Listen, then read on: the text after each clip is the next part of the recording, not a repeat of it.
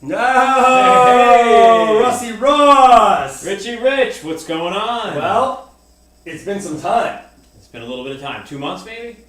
Something like that. What was our last one? I don't even know. It doesn't even matter. Doesn't even know. We're here now. We're going to talk about some great stuff We got today. a great topic today. Oh, man, people are getting worked up. Dude, this is, in my opinion, one of the best topics that we've ever talked about. I got probably the most feedback and the most questions from people on this Instagram post that I put up out of all of our podcast topics yet. I had so many people ask me questions, and my answer to every single one of them was the same thing: wait for the podcast.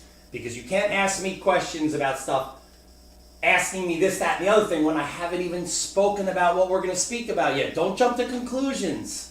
We'll get to it. So today's the day. The topic of today is what is social media doing to fitness? What is social media doing to nutrition? Is it helping? Is it hindering it? We're in a time, this is insane right now. This is insane where we're getting so much information about so many different things, and it's for a lot of people, it can be extremely confusing, but then it can also start to become a little bit tribal. You find something that you're like, oh yeah, that sounds like me, and you just lock onto it, and your beliefs shift, and you're taken into this tribe, and God forbid anyone says something against it, you're chewed up for it, you're a moron, and that's it. I really think that we have to understand the good and the bad, the conundrum that is social media fitness. Yes. So agreed. Hey, listen, hold on a second. On a lighter note, before we get right into this, let's talk about some other things. It's been a while. What have you been doing, dude? I know there's been some stuff. I don't know. There was a Houston bachelor party. Tell me about. I didn't get to go. I like Scotty. traveling. I was very, very sad I had to miss that, but I know you guys had fun. Tell me about it. So, Austin, Texas, the New York of Texas. Wasn't a lot of guns and knives on waist belts. I didn't see a lot of cowboy hats. It felt like New York, to be perfectly honest. Yeah. And people ask me, what are the girls like in Austin? I was like, I don't know, because everyone was on a bachelor or a bachelorette party. So I was meeting people from New York and Philly mostly. But besides that, it was 85 and sunny every day, and how could anything be bad when it's 85 and sunny? We had a beautiful lake house. We went into the city every night, had some great food. Just went out, drinks, party, usual bachelor party stuff. Great group of guys. There is a funny Instagram post flying around with a few of us. Equinox people, all ripped and jacked. I saw those pictures. And then there's another picture of some of the other fellas on the trip. We're like, screw that, Equinox, we want a pic too. So we have another pic floating around, which maybe I'll have to post it after this. They called it the before picture. Ah, good. So it's a couple glorious dad bods. I saw the picture of the 4 Equinox trainers, all looking very cut and large. Yeah. Marco, even you looked large. I don't want to say it, but you looked large. Well, it's interesting too because, in a second career I'm contemplating right now, I'd love to be a travel blogger, but with a fitness, with a little fitness touch to it, right? So even on this bachelor party, which our lake house was kind of removed from everything, I still one day said, oh man, I can't go 3 days without doing something. So I found the nearest gym, which was a Gold's Gym. Ah, I saw the picture, dude. Right? Phenomenal looking. And a $17 Uber ride later, I was there smashing a workout. And how much was the day pass? The day pass was $15. Okay, right? not bad. But there was a Whole Foods right next door. And it's actually a really funny story. There was actually a big liquor store that also sold beer, which is unusual. They don't do that in New York, but they do it in Texas. Yeah. So Texas is pretty cool. We're a little different from everywhere. And they couldn't get out. They were like, God, we're going straight to the boat, right? So they said, Ross, you've got to get all the alcohol. So I get my, I get my 3 cases for the normal people, and then the Equinox trainers all have to drink the spiked seltzer, right? Because we can't have beer, because God forbid we have a beer, right? So anyway, I had a little craziness with technology. As you know, I'm not the most technologically savvy person. You think? I ended up getting an Uber. Somehow I got an Uber that that picked me up at the wrong place and sent me to the wrong place, and I programmed it, so I'm the dummy.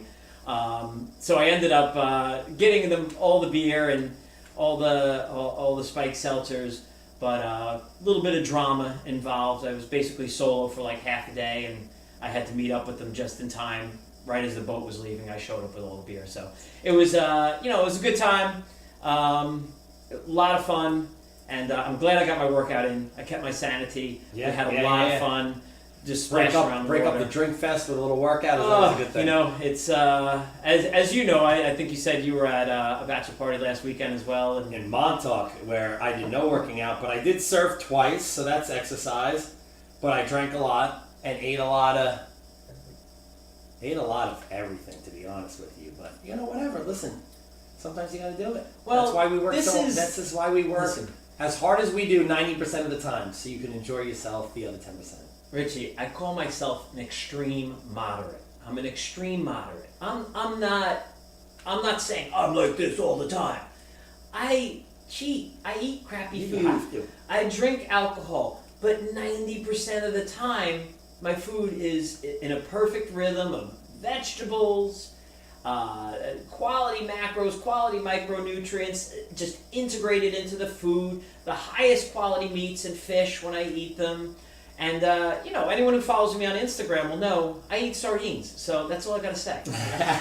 And then this way, it opens you up for that 10% of the time to have chips with sea salt. Chips with sea salt. My man. Cassava chips, Front Street Bakery crumb cake. Oh my goodness.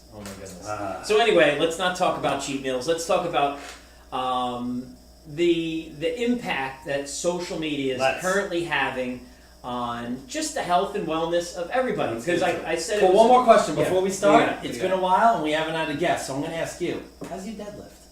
My deadlift right now is not great. So Okay. I'm actually. Tell me why. Well, that is because at that one is- point, Yeah. Rossi had a very, very respectable deadlift. Yeah, at about like 165 pounds, I'd pull like 405, which is I good. witnessed 405 And if you back in the day, see years, this- 4 yeah. years ago. I If you think. see the size of my wrist and knees, you know I don't have a large Very body frame. small bone Very. structure on this man. I'm meant to be kicking and punching. I'm not meant to be lifting heavy things. So I'm actually training right now to restart with the Jedi Master of kickboxing training, Mr. Derek Panza. Hopefully he'll have me back. I trained with him a couple of years ago. Did a couple Derek is privates. great. Derek is I great. mean, unbelievable. I've never seen a coach say less and get more out of No, it. he's very good. I used to train at Bez for a long time. The guy is very good at what he does. So I'm hoping to reconnect with him. And right now, I'm just reconstructing my body and my physique to handle the rigors of doing a lot of punching and striking. So I've changed my routine up a little bit, trying to do a little more power development, a little more integrated work,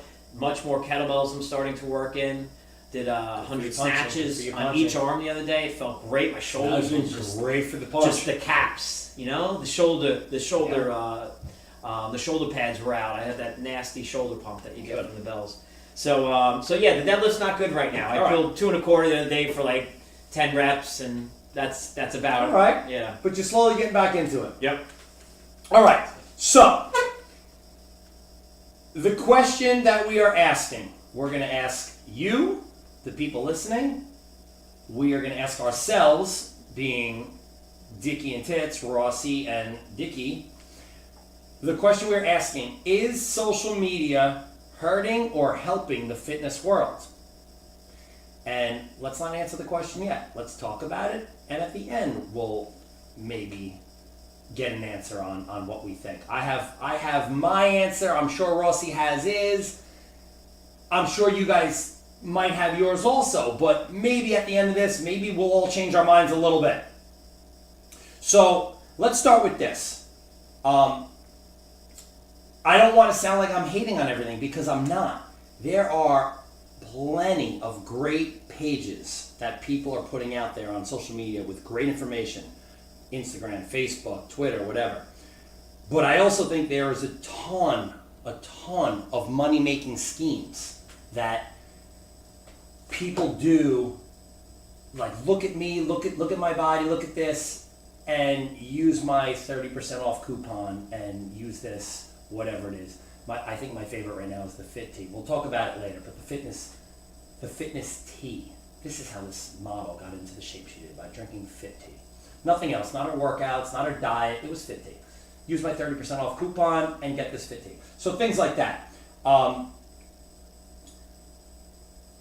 listen, I get it. We're all in this to make money. And we all have to make money. This is our job. We're making money to do this. But at the same time, shouldn't you be also giving back? Not just selling something to make money. We're in this business. Well, I shouldn't say all of us, but most of us are in this business because we all have a passion for fitness and we all want to help other people get fit. I know for me, getting an athlete to that next level, getting somebody who's overweight to not be overweight, that's a fucking high for me and it makes me feel good. And yeah, I'm making a living out of it. I have to get paid to do it, but at the same time, I'm not trying to sell somebody a false product. I'm trying to do whatever I can to help this person get their goals, whether it be losing weight, getting to the next level of whatever sport they're playing, whatever it is, this is my end goal. It's not just to make a buck, it's to help that person. And I think that a lot of stuff on social media gets more into what can I do to make more money. I think to chime in on that, I think the issue becomes, who are the professionals that have been educated to not just get themselves in the best shape ever, but to really understand how to strengthen condition, how to prescribe proper nutrition, as Paul Chek says. Exercise and nutrition are literally drugs, and you have to know how to prescribe it, right? Yeah. So who are the professionals that have the education in these fields and are qualified to coach people, right? Because you have a fantastic body or a beach body-ready booty doesn't qualify you to work with anybody. Because you're a good-looking person with a fantastic body and maybe a gymnast. I'm not picking on anyone specifically. I'm just saying from what I've seen, like you'll see some just outrageously hot girls do workouts that are like, okay. And they'll sell programs and they have no education. They have no qualifications to coach anybody. They're generic programs. You know, who are you getting your information from? Right. Do a little research on them. Very good point. And follow these people. See what their content actually looks like. Is it something that is coaching you on how to properly execute exercise? Or is it just them like pointing to their ass and saying, this is for the glutes, right, and you're doing this, and then this is for the thighs, and they're doing something else? That's where it starts. Like, who are the professionals and who are the people who just started a blog because they like to work out and found that because they're attractive, they've gotten 50,000 followers, and right, then they're like, well, I can make some money off this. Right. Now, hold on a second, and we'll talk about this further in this podcast today about other stuff, but, you know, somebody can post a picture of themselves and they look great, but what about what that person's doing? You know, they're posting up I drank this Fit Tea and I look like this, but how do you know what else they're doing? Are they taking steroids? How many surgeries have they gotten done? Boob job, ass job, liposuction. There's all these things that people are doing and then posting up pictures of their great looking physique and talking about selling a product that this is what helped them get there. So a lot of times, and we're going to talk about this with other stuff in our podcast today, some of the topics we're talking about is sometimes you have to look a little deeper.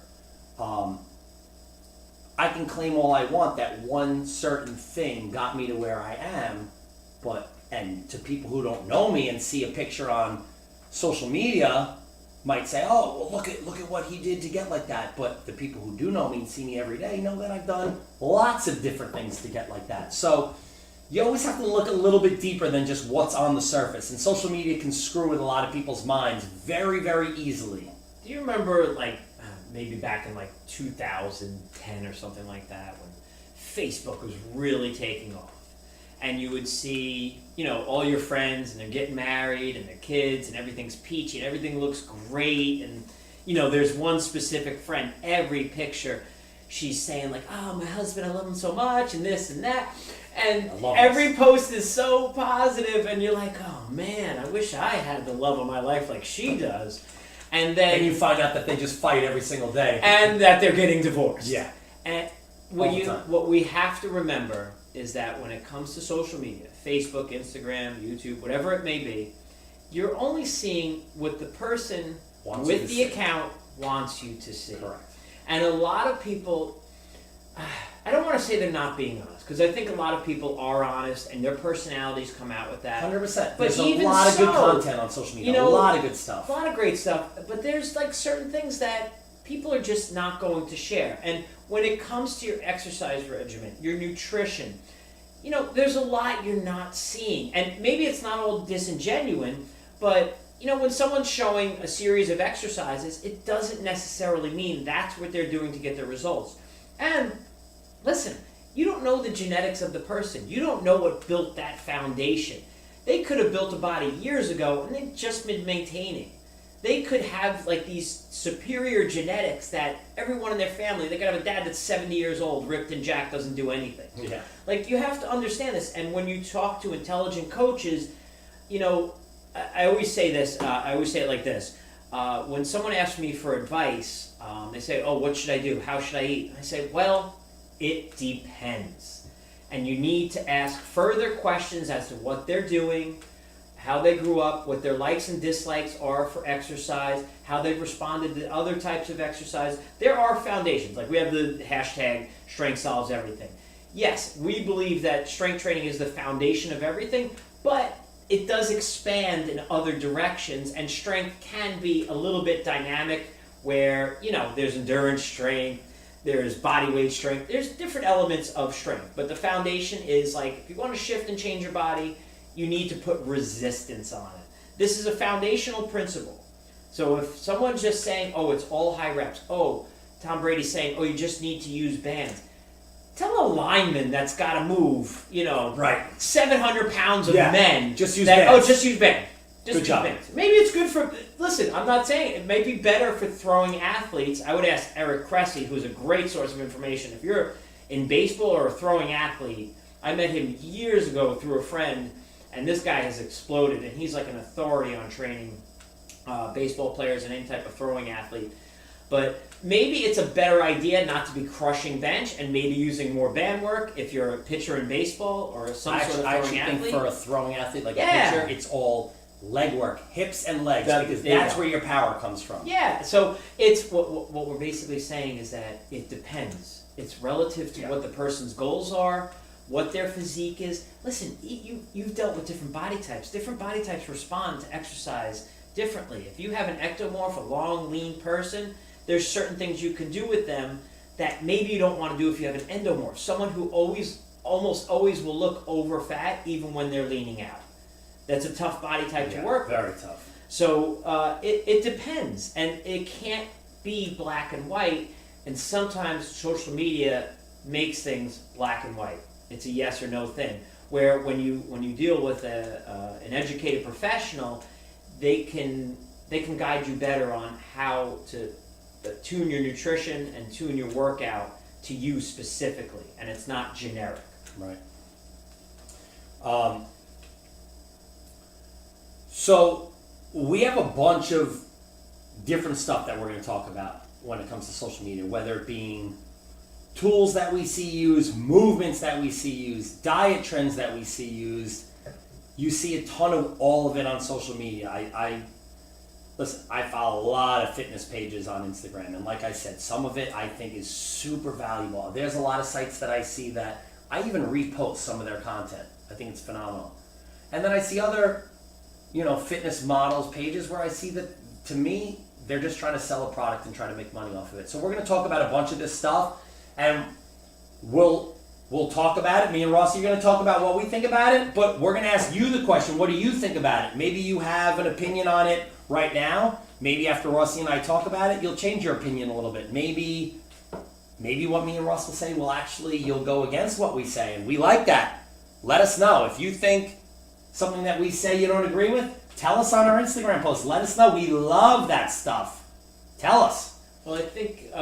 Did you want to say something else? I'm sorry. No, go ahead. So it comes down to if we're breaking it up, like nutrition trends that have really thrived with the onset of social media in, like, let's say the last 5 to 10 years, things that maybe wouldn't have gained as much ground if it wasn't for social media. 100%. So I think there's a couple things that we can go into and we can discuss with exercise and nutrition. If we start, do you want to start with nutrition? No, we're gonna Or start you with wanna start- we're gonna start with tools. Okay.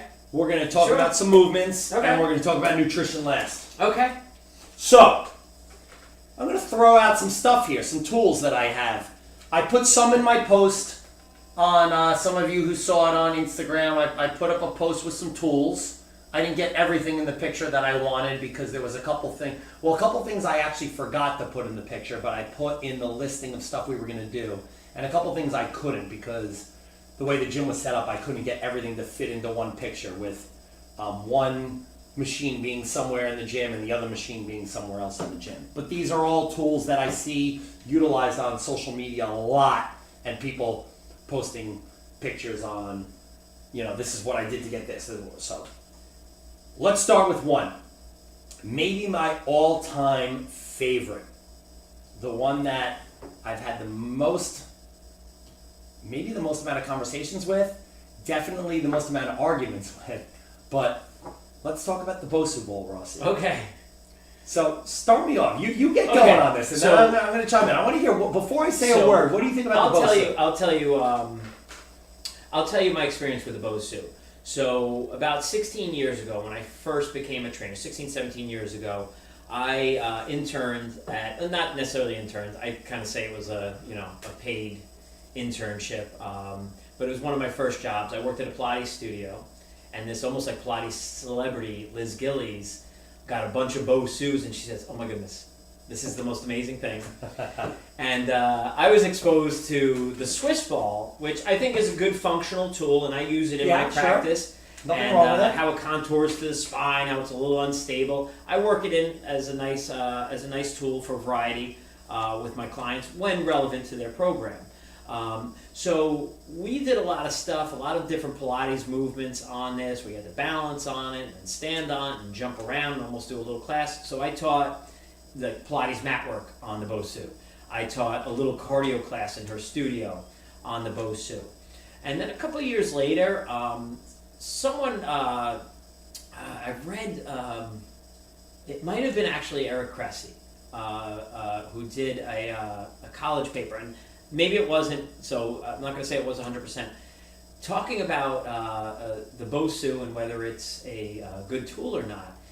And when they started to look into it, they found that the research on it, when they really looked at it, it didn't really benefit as much as you think. Like, it might have served as just a substitution as a step, but it wasn't really doing as much as you thought, especially standing on it on the round end. Oh, They say it actually could create more instability in the ankle than stability. there's no question. And that it didn't really have a crossover to the real world, because there's no real world situation unless you're standing in like quicksand.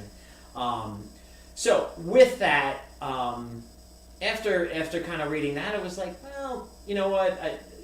Maybe if I want to do like sort of like crunches off of it, or if I want to flip it over and just have variety and do push-ups or like burpees with it, or if I want to stand on it as kind of like a wobble board and just do some curls. To be honest, I don't think it's the worst thing in the world. I would never put someone on it on the rounded end. Maybe I would put someone on it, but I haven't used it in years.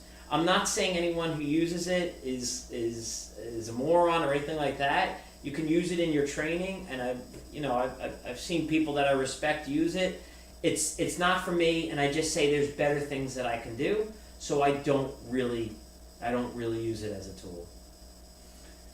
I think you hit pretty much everything that I would say about it, and I will add nothing on this list, by the way. No tool, no diet, no nothing in the fitness industry will I ever tell anybody they're a moron for doing.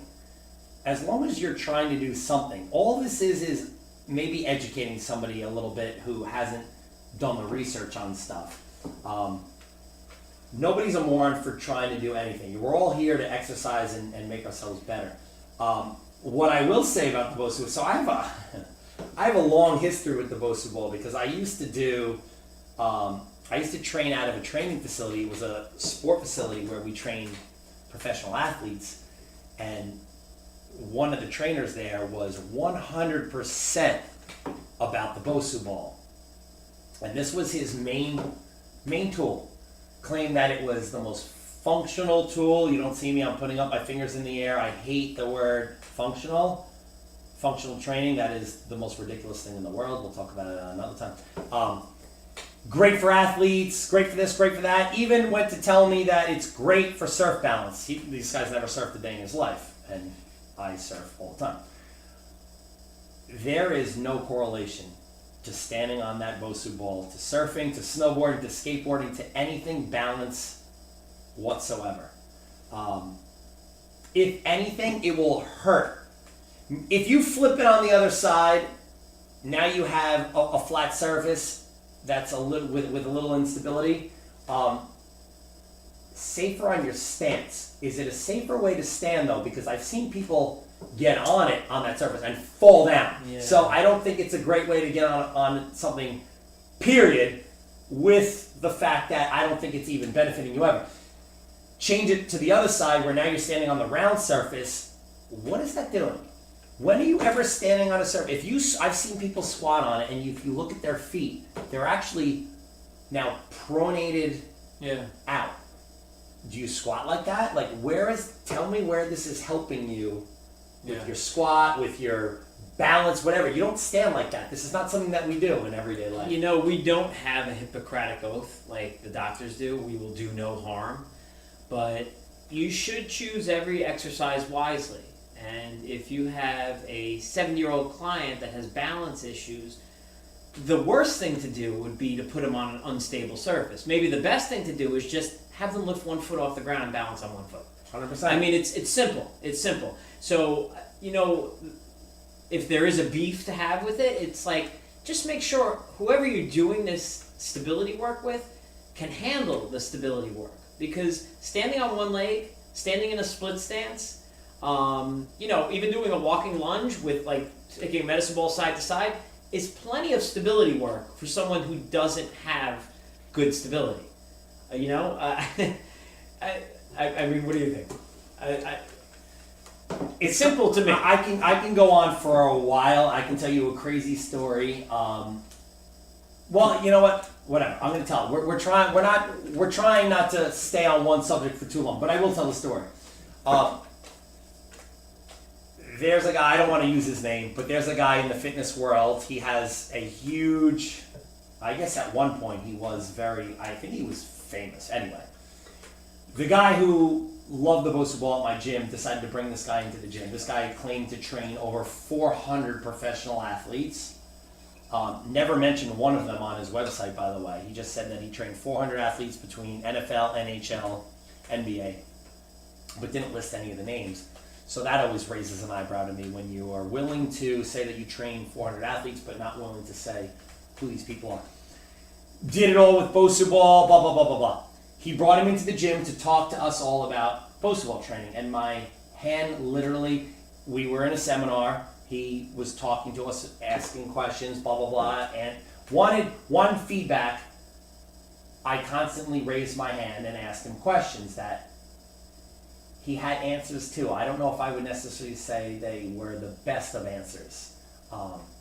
Almost steered around my question a little bit, if you know what I'm saying. Like, I would ask the question, he sort of answered it, but sort of kind of went around it. But anyway, it was a pretty comical 2-hour seminar with him trying to promote the Bosu and me trying to ask questions on why I would ever want to use it. But that was a long time ago. But for years I saw this thing being used and I always questioned why we're actually using it.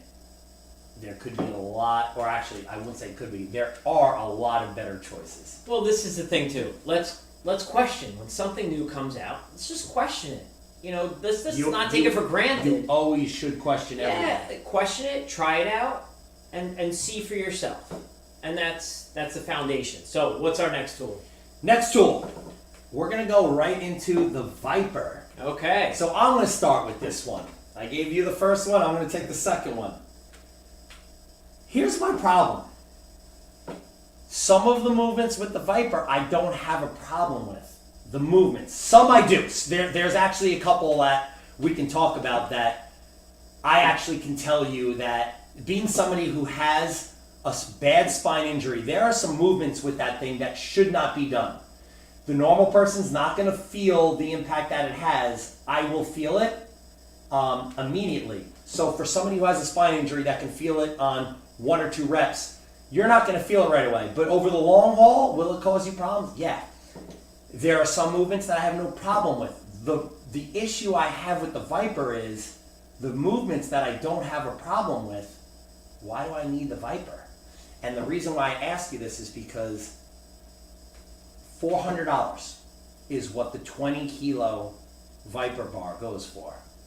$400. We're talking about a piece of rubber, vulcanized rubber with handles on it for $400. These are people that are wanting to help the fitness world, but you're making $400 off of a piece of rubber to help you move. I can take a PVC pipe that cost me 50 cents and do every single movement that you did with that Viper, with that PVC, and it's the same thing. So this is my problem. Now we're getting right back into, are we helping the fitness world or are we trying to just make $1 off of the fitness world? So my Viper experience is a little bit different. It first came out, they rolled it out at Equinox. I think it was around 2010, I want to say. I had just had ACL reconstruction. By the way, it wasn't on a soccer field, just cutting. It was it was grappling a soon-to-be professional MMA fighter, blunt force trauma on a takedown. So my knee snapped in half. I needed the surgery, and I got it around 2010. And the Viper rolled out. Now, I didn't take the class initially because Viper's a lot of lunging, a lot of split stances, a lot of really just a lot of lunging and a lot of stances I couldn't do at the time because I was rehabbing my knee, and it took about a year before a lunge was pain-free. So I never took the class then, and as I learned more about it, which I will confess I should have taken the class as an Equinox employee. You're supposed to take it, but I still haven't been certified through it.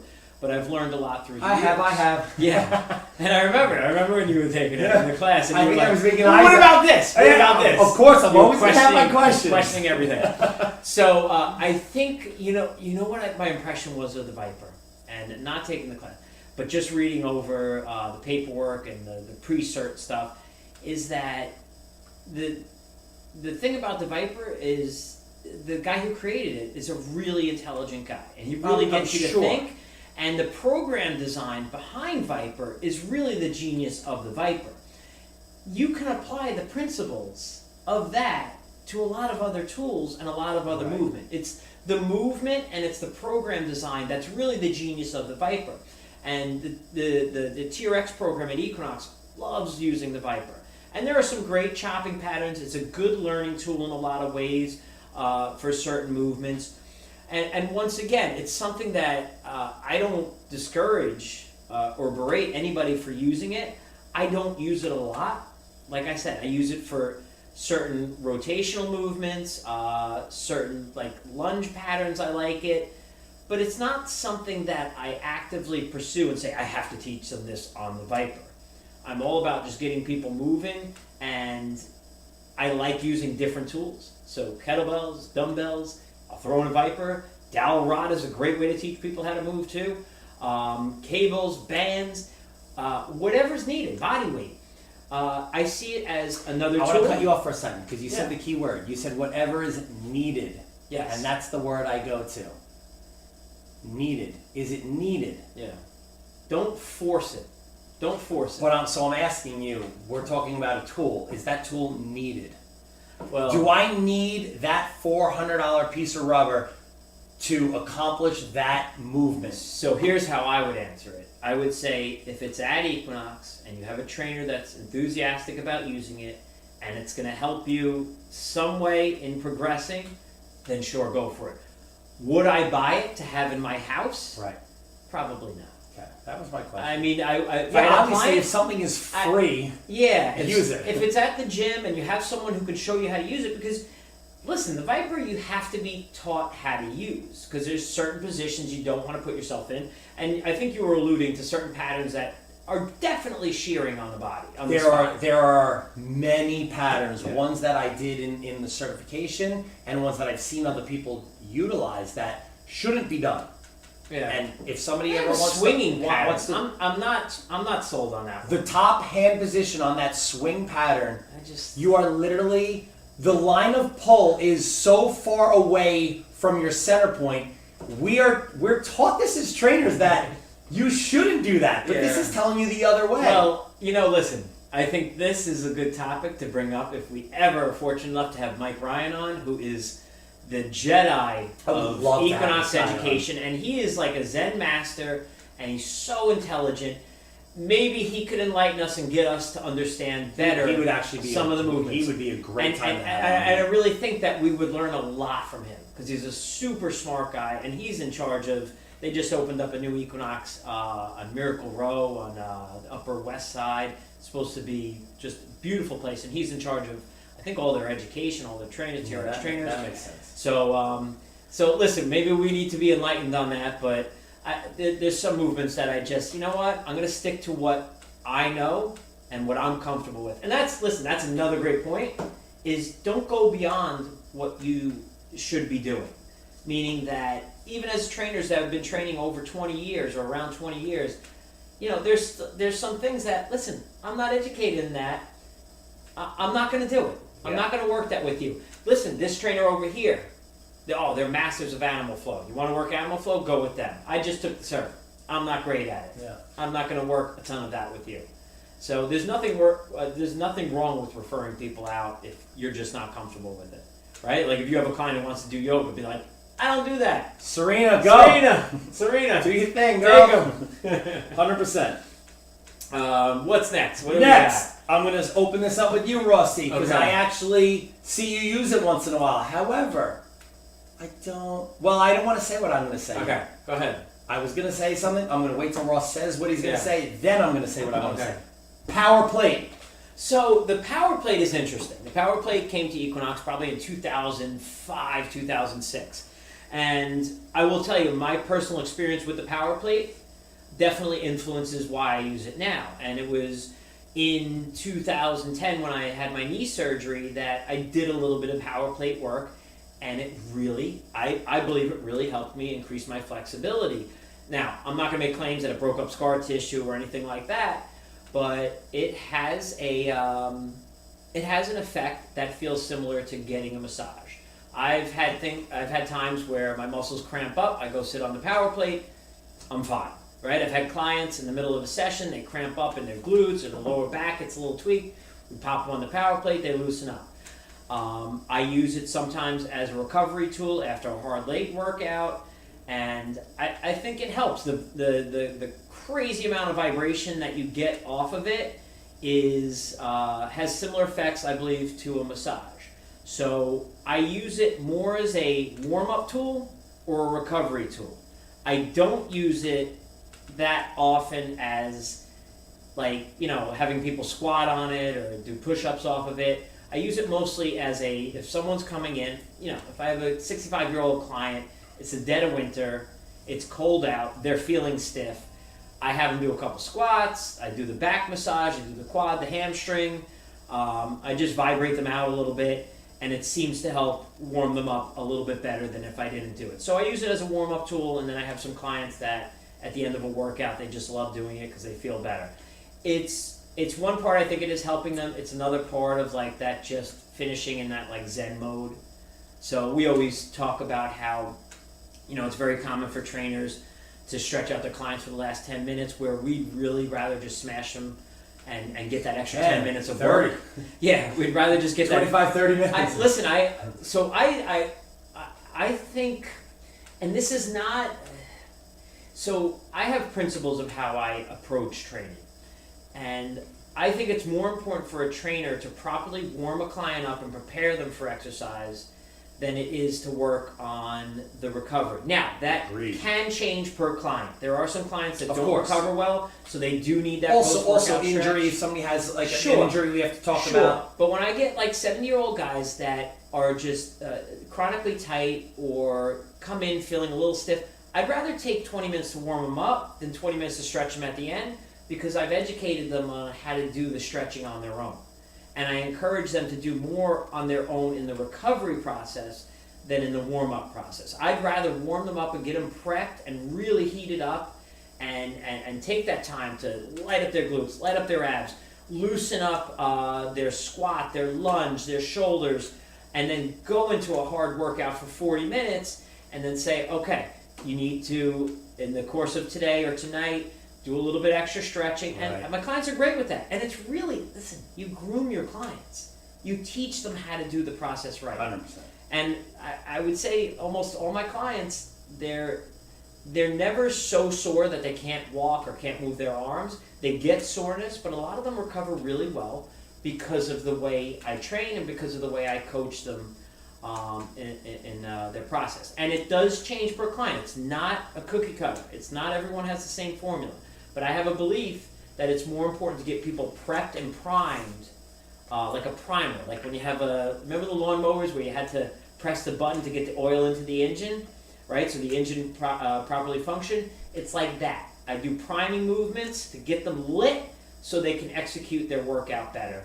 And then at the end, maybe I do a little recovery stretch, maybe I don't, maybe I let them just do some stuff on their own. Yeah, agreed.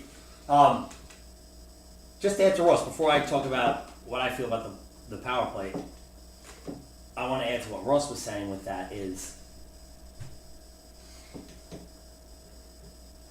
we all as trainers, we all as fitness gurus, we all work out. Hey Bubs, my fiance just got here. Say hi. Hi. There she is. She's gonna leave in a second, but she just wanted to say hi. See you later. Pizza Red Night. Pizza Rev night. We all exercise every day. We all lift weights. We all do our thing. We're not, we obviously all practice what we preach. So I always use this when we talk about, because I teach my clients how to stretch. I don't feel like if I have a client that's overweight, do I want to spend the last 15 minutes stretching them, or do I want to get that last 15 minutes of them burning more calories and losing weight rather than laying on a table? So I teach them how to stretch, and it's stuff that they should do on their own, just like we should all do on our own. But I will say this, we all exercise and we all lift weight, and we all do our thing in the gym, and we practice what we preach. So I know I don't. I'm going to ask any of you, when you're done with your workout, do you have somebody stretching you out after every workout? I'm sure you don't. And you're all just fine. You're all moving around. Like, we get this belief that if we don't stretch people afterwards, like, oh my God, they're going to get so tight and all this is going to happen.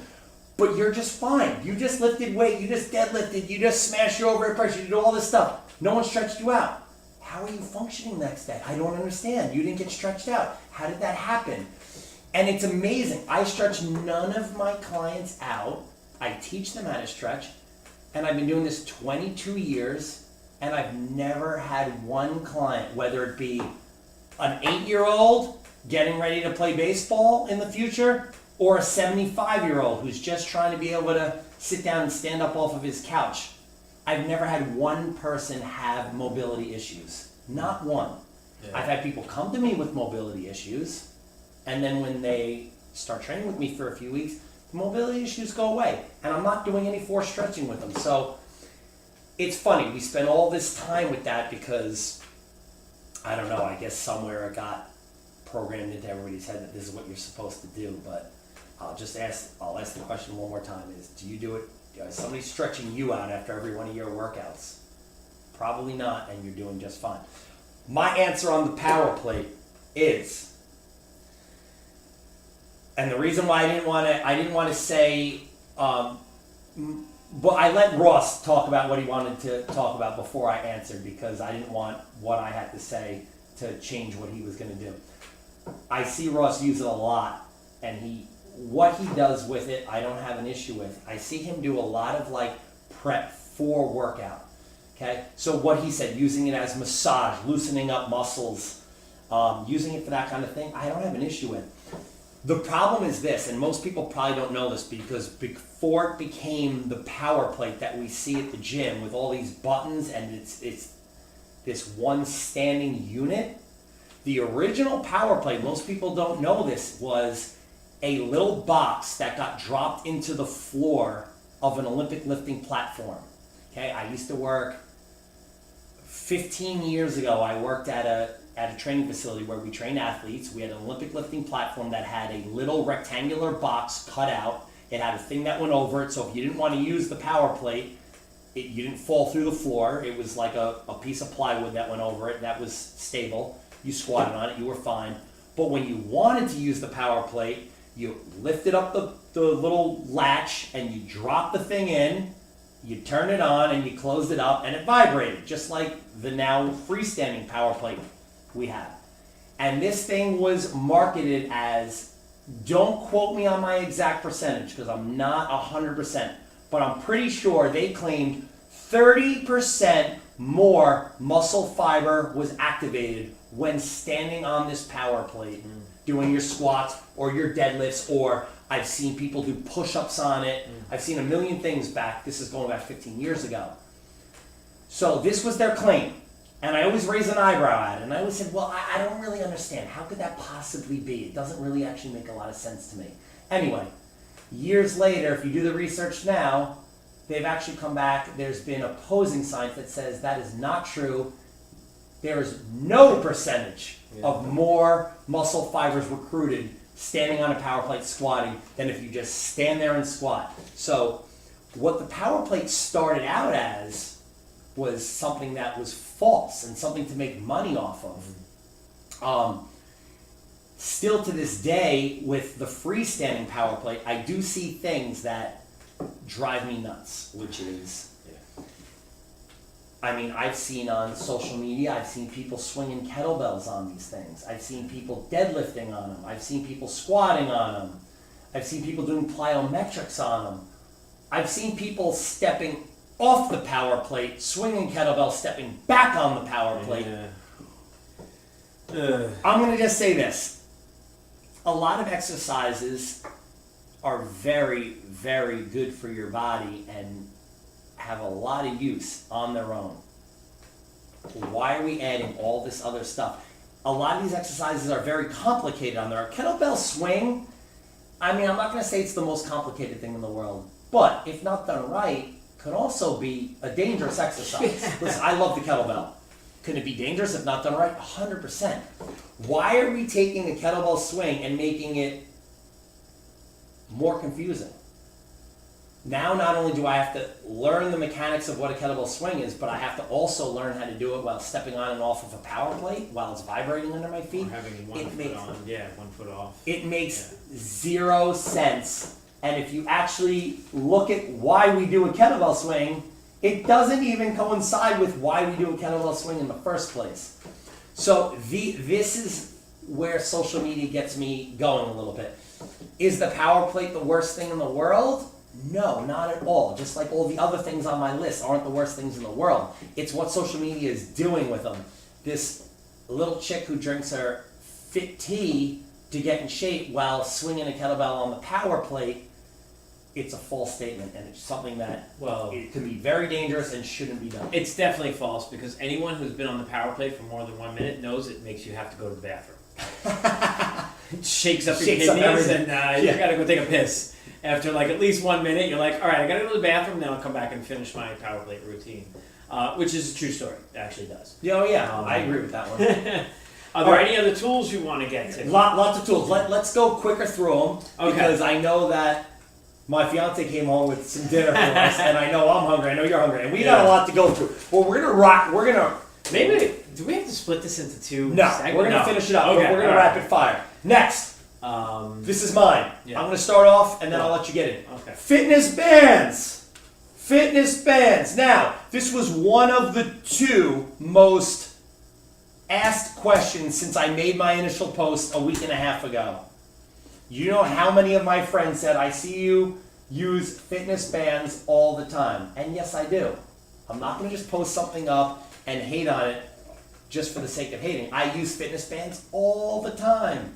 Okay? Here's my problem with the fitness bands. They have a lot of good usage. I use them with my clients, I use them with myself. There's a lot of good things you can do with them. Here's my problem. I see all the time now, and I don't know if it's just because we have social media so we see it more often, or if it's something that's just, it's a new thing that people are doing. I don't know if this has been going on forever, but I definitely see it more often than ever.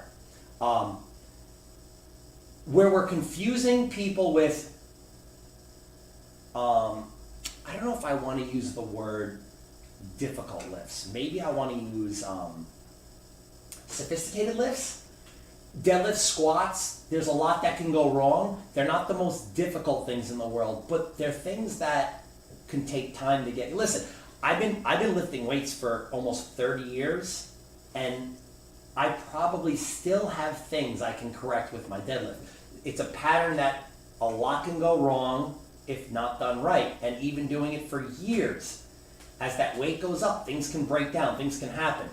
So here's where I start to see an issue is, why are we wrapping bands around people's ankles while squatting and deadlifting, yet they still don't have a good deadlift and squat? So we're trying to complicate things, make it worse, when they don't even have a good deadlift or a squat to begin with. So do I have an issue with bands around the ankles with squatting and deadlift? It's not something I'll ever do. Do I have a problem with it? No. However, is it something you should do first, or is it something that should be done later? So my point being is, you better not have bands around your ankles while squatting or deadlifting until A, you have perfect form on your squat and deadlift, and B, you're able to add weight. Why, so here's what I see is, I see the fitness girl on Instagram, and she's deadlifting 65 pounds with bands around her ankles. So that's my question is, why around your ankles? Like, what is that doing? well, not around the ankle. The band's around like her mid leg, like shins. Yeah, whatever okay, you want to okay, say. yeah. But 65-pound deadlift with bands. How about let's get a little stronger and get your deadlift up to a respectable deadlift before you start adding something else more complicated to the lift. This is the silliest thing in the world. I see it all the time on social media. It's one of the things that drives me more nuts than anything. It is a very, very sophisticated movement that should be done properly. It's made to lift a lot of weight, not made to complicate things and make things harder. So that's where I come with where we're getting with bands. So, bands have been around forever, right? But it was probably about 10, 15 years ago, Lee Burton and Gray Cook developed the functional movement screen. It's an assessment that many strength coaches use. Equinox uses it as one of their assessment tools. And it's a series of just primal movements that you perform. We take notes on it, and we see if there's asymmetries in your body, if there's imbalances, if you can execute just basic movement properly. So a lot of their corrective strategies require the FMS bands, right? So the FMS bands also influence how we use like ankle bands and other types of bands. And we're talking about bands in the form of like the ones that go around your ankles, they can wrap around your knees, but we're also talking about these longer bands where trainers can like track knees in or track knees out or forward, almost like in a physical therapy standpoint. And some of the movements are directly from physical therapy or like original Pilates type movements that they use on the Reformer or the Cadillac. A lot of it has there's strong influence from things like that. So I've always taken bands, and you've seen me do the glute medius walks or monster walks as they're known, to just light up the glutes a little bit. Or there's some hip flexor patterns, there's some glute kickback patterns you can do. I even use it occasionally with squats when relevant. Reactive neuromuscular therapy is the RNT, it's been coined, where if someone's knee is buckling in, you track it in a little bit and it gets them to fire the muscles in a slightly different pattern, excites the nervous system, and a lot of times it corrects the pattern. But the key is that I use it as more of a warm-up tool. I'm not going to say I haven't wrapped someone's knees and had them do Zercher squats or a goblet squat occasionally. But did that person, before you had them do that, did they already have a very, very solid Zercher squat? They generally have a good squat, but I have used it with people who just need that extra tension on the outside to kind of drive out a little bit. And it's not about driving knees out, it's more about pushing the earth away from your feet. It's about getting the legs to stay aligned. So I use it more as a corrective tool, but I don't use it when people are doing legitimate back squats. I don't use it when people are doing legitimate RDLs, Romanian deadlifts, or traditional deadlifts or hex bar lifts. I don't use it when people are doing pure strength movements. And I don't think you should use it. The only movement that I do, that I know you don't do, but I love it, and I got a shout out to a guy, Brett Contreras, the glute guy, who you would think sometimes looking at his Instagram page that it is like a little bit of a fluff babe, but this guy is a well-researched, super smart guy, and he is the king of glute training, and he has more beautiful asses on his Instagram story than you will ever see on anybody else's page. He's the creator of the glute thruster, which if you do with a bar, you really have to execute properly so it's not pushing on the gut. But the hip thruster, I should say. The hip thruster, which is a fantastic glute exercise if executed properly. That's the only thing that I will go heavy and wrap the knees with, but it's not like a traditional deadlift. It's not like a traditional squat. I generally don't wrap on those because I use the bands as more of corrective tools. And listen, that's a thing that not everyone understands, like why you use it. Why are you doing things? Start with why. Simon Sinek wrote a book, Start with Why. Like, why are you doing things? Is it really giving you the result you think, or is it just because some girl with an amazing ass on Instagram said, this is what I do? Right. Okay, let's move. Rapid fire. Rapid fire. This one, Lightning round. the next two I don't think are going to take any time whatsoever. What do you got? Balance boards. Go. I mean, I don't really use them. I think physical therapy when I think balance boards. What is it, the Voodoo board? What is that board with the like cylinder that you stand on? That thing's the crazy original was advanced. the Voodoo balance board, and then they had... I wouldn't put anybody that's not super advanced on that thing, because that thing's crazy. You'll break your head on that thing. But balance boards and things like that, listen, I know physical therapists can explain why you would want to use it in physical therapy. I don't use them in my training a lot. Once again, I fall into, if you want to use them, cool. Just make sure the person has good enough balance that they're not going to fall off and break their head when they use it. Just use good ethics when you're using it. I don't use a ton of them. Real quick, my opinion on balance boards is useless.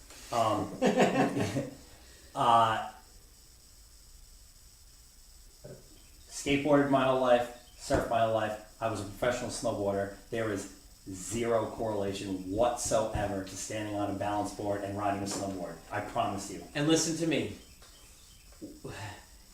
If you're listening to a trainer that is not an athlete, look, I was never an athlete. I did martial arts for 15 years. I was a sensei, but it's an old school karate, which we get our asses kicked now if we get into a fight with a guy that does any form of jiu-jitsu, wrestling, or kickboxing, right? So I was sort of an athlete, but not really. He was a professional athlete in sports where you need extreme balance. Yeah. And listen, he downplays how good he is at surfing, too. He's an awesome snowboarder and an excellent surfer as well. Those are balanced sports. If someone who does it and is a trainer is telling you that, listen, there's not the kind of correlation that you think there is, listen to them. Listen to, this is a professional athlete talking and a professional coach. Listen. All right, let's cross that off. Next. Move on. I'll go first. Yeah. Smith machine. Silliest thing in the world. Really quick. I honestly don't know why anybody would use a Smith machine other than to do pull-ups on or to hang their laundry on when it needs to dry. If anybody ever wants to talk to me in the gym and explain to me why they will use it, I will tell you one thing really quick. Well, and we can go into the scientific reasons, and it's easy. Any professional will tell you that the human body is not made to move in a fixed pattern. That's the way it works. I will tell you this, from somebody who has a spine injury, and my spine is very sensitive. If I don't move perfectly, I have issues for weeks. If I ever did a squat in a Smith machine, my back immediately goes out and it's locked up for weeks. Why? Listen, on a different note, I wouldn't even get into that. On a different note, why do a squat in a Smith machine? Just squat. That's the way your hips are supposed to move. Your hips are supposed to move back and down, not just down and up, down and up. Why would you do a bench in there? Just go bench. What else would you use it for? Listen. Never argue with people that you don't share the same beliefs. This is going to come up again when we talk about diet, right? Yeah. If someone doesn't believe we're supposed to eat meat, you can't have an argument. No, 100%. You can't. You can't argue with them because they don't believe the same things you believe. So. I'm okay with that. Yeah. So I think maybe in like the bodybuilding community, they don't see things the way we do. When we talk about functional training, like we do functional training because we just want people to move. Well, I don't, because I don't believe in the word functional. But by functional, I mean you're trying to get people to squat, lunge, deadlift, push vertical, horizontal, pull vertical, horizontal, do core bracing movements. Like you just want people to move really well. And that's really what functional training is supposed to be. It's not supposed to be standing on a BOSU with one foot, doing an integrated row with one hand and a shoulder press with the other. I've actually seen that. That's Rusty's making a joke, but I've actually seen what he's saying. yeah, that's okay. That's a circus trick. Yeah, okay, you got good balance. All right, congratulations. But even like the standing on the Swiss ball, like I did it back in the day, and I was able to do it. But it's a circus trick. Once you do it and you figure out, it's like riding a bicycle. Like there's just and you know what? It's just learning how to do it. For every one person who can stand on a BOSU ball, There's another one who falls on their head. No, I'll say this: take all 10 people can stand on a BOSU ball. I'll take all 10 of them. I'm gonna put them on a surfboard. Let me know if you can surf. Yeah. I guarantee you can't. So Because it doesn't match what you're doing. So, it has no correlation whatsoever. what the hell were we talking about? I just We're talking about the Smith. Oh, the Smith. What would you do? So with the Smith machine, yeah, I don't think for your big primal movements you should be on a fixed track. Your body has to move the way it wants to move, and it's important to see your faults when you move. That being said, there's a handful of exercises, modified push-ups, vertical pull-ups, horizontal pull-ups are good. I even do some kneeling shoulder presses occasionally on it because your body can move under the bar a little bit differently. But once again, it's not a tool that I use a ton. I actually don't use it at all, other than to hang from. Yeah. If the pull-up bars are all being used, I'll hang from it. Yeah. Okay, next. So here's the number one thing I got over there. Bands was number 2. This was number 1. Comments to me from friends, people who follow my Instagram. People asked me, why did you put that in there? It's your favorite thing. Your RKA bells. This is who you are. You use kettlebells all the time. You compete in kettlebell sport. You certify people. You do all this stuff with kettlebells. Why is kettlebells on your list? And my answer was, as everything else, wait for the podcast. So my answer will be, you didn't read my post properly. I didn't say anything in my post was something that I don't like. Obviously, I love kettlebells. Obviously, people have seen me use bands a million times. I do earthquake bar all the time using bands. I use them to open up my hips and my clients' hips to warm up. I never said I hated any of this stuff. I asked if social media is ruining some of this stuff. I am probably one of the biggest kettlebell tool lovers you will ever meet. An advocate. It is my Bible. I believe in them wholeheartedly. I actually believe the kettlebell is the reason why I'm able to still do what I do today at 45 years old after having a spine injury where I compressed 24 vertebrae. I believe that if it wasn't for me finding and utilizing kettlebells, that I wouldn't be doing what I do. With that being said, it might be the most number 1 tool I see used on social media that drives me the most nuts out of everything. There's a specific purpose to what we use kettlebell for. Can you do whatever you want with a kettlebell? Sure. You can do whatever you want with anything, whether it be diet, a tool, a movement. You can do whatever the fuck you want. I don't care. It's your business. Do whatever you want. There are a reason why we use kettlebells. Kettlebells have been used for over 250 years in Russia. The reason why the kettlebell even came about was a bunch of strong Russians are a little bit of a different breed than us. They like to just be strong, violent people who are just, they want to be stronger than the next person. They're very competitive. The kettlebell came about, they used to use back 250 years ago, the kettlebell, it actually, if you actually research it and look at it, it didn't look like a perfectly round cannonball like it looks today. It was a square, heavy thing with a handle on it, and it was used for weights and measures on the boat docks to weight goods coming in and going out. They use it as a counterbalance to weight things. So the way it happened was Russians on the dock decided to have a contest. Who could pick this up by the handle and throw it, swing it between their legs and throw it over their head as far as they possibly could. And it became a feat of strength for them. Hence the kettlebell swing. And then everything adapted from the kettlebell swing, the snatch, the clean, all these things that we do. There are so many things on social media that I always say to people, the kettlebell got Americanized. And that's actually what happened. With all these different, you'll see like weights at the gym. I've seen kettlebells in 4-pound increments. 4 pounds? What the fuck are you doing with a 4-pound kettlebell with a handle I can't even fit 2 fingers inside of? So this is where America got involved with the kettlebell. We turned the kettlebell, which is this power tool, we use it to develop power. And we turned it into this thing that I'm actually embarrassed to say that I use all the time. And when I say embarrassed, it's because everybody who knows me knows I love it. People who don't know me that well will say, you use that thing? It's so, I'm going to use the expression, it's so gay, it's so this, it's so that. What are you doing with that thing? It embarrasses me because the reason why they're basing their opinion on what I'm using it for, they're basing it off of what they see on social media. They see people doing, I mean, I don't even know what they're doing. I don't even know how I can describe what it is they're doing. I've seen everything imaginable used with the weight that I consider my Bible. So, go ahead. I know you want to say something. Have you ever seen the Instagram page McDojo?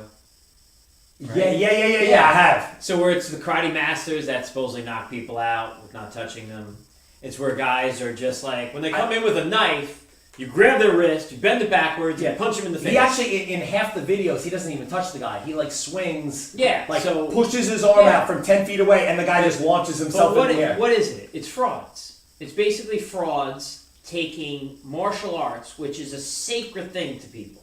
So I studied Kempo, which is a bridge off of, it's a bridge off like Kaji Kempo, which is karate, jiu-jitsu, boxing. Some people kind of call it the original MMA, but it's an art form. And even now that we have MMA, which is like the evolved state of like karate, Brazilian jiu-jitsu, wrestling, boxing, kickboxing, Muay Thai. These are art forms. These are things that take a lifetime to learn, and people who do them hold them sacred, right? Like a big pitchfork and a farmer. It's like sacred to them, to quote a 1980s movie starring Sam Kinison, Back to School, for a really old reference. But it's sacred. And when you take a kettlebell and you turn it into a group fitness tool, or you turn it into basically a dumbbell,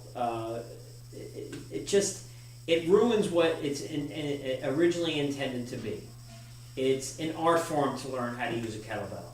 And there's a science to using a kettlebell that doesn't apply to dumbbells, to a bar. It's its own system. So learn the system. Learn how to use it and understand it as more of a martial art than an exercise tool. And that's what I've said to you before, Richie, that it's a martial art. It's not an exercise tool. And you need to know how to move before you use it. So you have to know how to squat. You have to know how to jump. You have to know how to hold posture while hinging. You have to know the elements of exploding and tempo and just understanding where your body is, proprioception in time and space. It's not something to be taken lightly. And it has to be shown to you by someone who knows what the hell they're doing. And when you get people on the internet or on social media who don't know what the hell they're doing, how to hold it properly. There is no wrist in kettlebell. You don't bend your wrist. No. You hold your wrist straight, right? It's an art form, and it's something that shouldn't be taken lightly. It's something you should have respect for, like when you learn Kung Fu or Brazilian Jiu-Jitsu. You have respect for the art, right? All right. So anyway, I love everything that Ross just said because he basically said what I need to say without me having to say it. Because that one actually gets me like, I get fired up. You have to because run out of the room, buddy. I did. I ran out of the room on that one. That one gets me so irritated sometimes because I see stuff that, I don't know, it drives me nuts. Well, you hear people say, "Oh, you're going to hurt yourself using that thing." Well, if you follow that person's page, yes, you will. Yeah, exactly. But if you listen to me and take on my coaching, no, you're going to be fine. You're going to be okay. Okay. The next on the list, we're done with tools. Okay. We're just going to do one movement and then we're going to get into nutrition. I want to ask you about one movement that I've been seeing more often. Oh, than not. I know what it is. Okay. I see it all the time. There's a bunch of movements that drive me nuts. Yeah, sure. There's one that has taken over social media like none other. Oh, it's good for the glutes. And Rossi just took my first one I wanted to say. This one I have, listen, I first made my opinion about it when I saw the movement because, remember, yes, I'm a fitness coach, but I'm also an athlete, and I know the way the body is supposed to move. I was a pro athlete who knows how joints are supposed to align and how things are moved. So I first looked at it and said, I don't know if that's the way my body really should be moving, but then I researched to see if, man, am I making this up in my head? Is it actually good? And all science points to exactly what I thought. But I'm going to ask Ross first. What do you feel about the curtsy lunge? Well, we just talked about martial arts, and part of my study was learning a couple Kung Fu forms. And I will tell you, they took you into deep stances with crossed legs. So there is a lot of curtsy lunging in these formations and these katas. But that being said, I was very flexible at the time. It was a part of my conditioning to get into low stances. I was properly prepped for it. And I wasn't holding a 45-pound bar on my back while I did it. So, to answer your question, in some athletic movements, we do go into compromising positions. This is a fact, right? If you're a wrestler, if you're practicing Brazilian Jiu-Jitsu, if you're a kickboxer, you're going to be in compromising positions that are not the best for your body. But you're generally not loading yourself and doing high repetitions in those positions. So, do I do the curtsy lunge? I do not. Do I coach the curtsy lunge in my training? I generally don't. That being said, if someone's doing it, just do it responsibly and just hope it's not torquing the knee and pray that the person already doesn't have like a partially torn meniscus because it could create some shearing on the knee and further add to some level of injury. You have to be careful. Lunging is fine for a healthy knee. There are some positions that aren't the best to kind of move the knee in. And like I said, when you're playing tennis, if you're doing a golf swing, there's going to be pressure on the knee in certain positions that aren't optimal for the body. But keep it to the athletic movements. When you're in the gym, you're in a controlled environment. And you should do everything you possibly can to keep it responsible and safe. So if we're putting our clients in compromising positions, we just have to question what we're doing. Do I do the curtsy lunge? No. Would I say someone who does it is a bad trainer? Not necessarily, but how you execute it, just be careful. I I like that you said is somebody that does it a bad trainer. No, listen, nothing that we ever disagree with makes anybody ever bad. And just like something that I or Ross might do that you don't agree with doesn't make us a bad trainer. Just because somebody has an opinion on something doesn't make you a bad trainer. Do I think sometimes there's things that people need to maybe do a little more research on and not just buy into what people tell you or what you saw on social media or what some guy who is famous for that movement telling you to do it? Do some more research. It doesn't make you a bad trainer. You might do a lot of other things really correctly. Here's my thing on the curtsy lunge, which I have thought about. I've done the pattern, unloaded. I've researched it. I've gotten feedback on it. I've done so much. I spent a lot of time on the curtsy lunge, but I'm going to try to do this very quickly because we still have a lot of stuff to talk about, and we're going a long time here, Ross. Dude, it's all good. We're only at an hour and 15. We've had one longer. Tell her to get the pizzas out because I don't think we're making it. Our MMA podcast was an hour and 45 minutes, so we're not going to do another half an hour. We might come close. Anyway, curtsy lunge, really quick. I don't care what sport you play. I was a ranked tennis player, snowboarder, surfer. I play hockey. I'm a goalie. I do all these things. There is no sport that you will ever play that will ever put you in the movement of a curtsy lunge. So if somebody wants to use that argument that it sets you up for sport, you're incorrect. If you actually look at the movement of a curtsy lunge, that's how people tear ACLs. That's the movement. Do that movement, put some pressure on it, you'll tear an ACL. Now, can you get away with it unloaded? Yes, it happens all the time. People do it all day long unloaded or very minimal weight. Is not the reasoning for all exercise to progress? It is. We should progress in everything that we do, whether our stamina getting better, our load getting heavier, our endurance getting better, whatever it is, there should be some way or form of progression. Why should I ever do a movement that there is no progression? I can do it unloaded because it's safe, but if I load it, now it starts to get dangerous. So right there, that takes you out of the mix. Now, really quick, people will say, I see this in the posts all the time, great way to hit the glutes. Myth, not a fact. Look it up. If you don't want to listen to me, look it up. Do the research on your own. Look up benefits of curtsy lunge. You will see all kinds of things come up. This is a myth. It does not target your glutes any better than any glute exercise that's out there. Now, when we talk about proper movement, I'm going to throw the word out there. I hate it, but we're going to use functional movement pattern. When we talk about the body moving functionally, to keep proper movement in a pattern for function and strength, the knee joint, the hip joint, and the ankle should all be kept in an alignment, in a straight line. This is not me making this up. Google it for yourself. This is the way the body is supposed to move.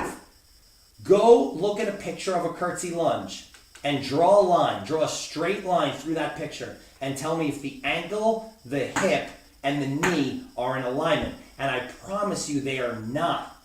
Okay? Now when you do this and you load up the pattern, you're putting not just the knee, because a lot of people will say, well, the curtsy lunge is bad on your knee. It's not just the knee.